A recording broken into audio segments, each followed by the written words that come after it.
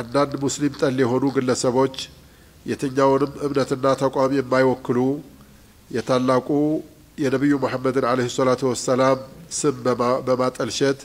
በተደጋጋሚ ጊዜ አላስፈላጊ የሆኑ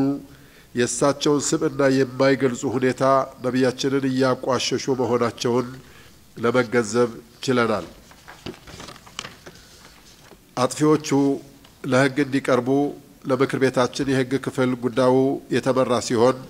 ወደ ህግ እንዲያቀርቧቸውና በህግ አስፈላጊውን ቅጣት እንዲያገኙ እየተደረገ መሆኑን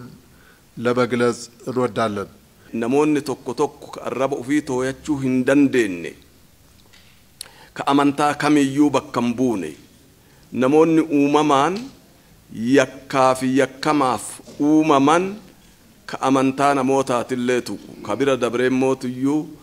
mootii anbiyaa nabi Muhammad sallallahu alayhi wa sallam maqaa balleessuudhaaf yaalan namoota san muslimni bakka jiru hundattuu dhimma akkanaa kan hin obsinee fi ka irrallee hin dabarre tahuu beekanii qaamni yookaan dhaabbanni bakka bu'aa muslimootaa manni marii dhimmoota islaamummaa Itiyoophiyaadhaa seera fi heera irratti hundaa'ee karaa nageenyatiif seera kan dhiheessu ta'uu fi murtii isaa malu kan argachiisu ta'uuf hordoffii dhumaa godhuu isaa kan itti fufe ta'uu asirraa akka beeytan carraa kanaan isinii ibsuu barbaada.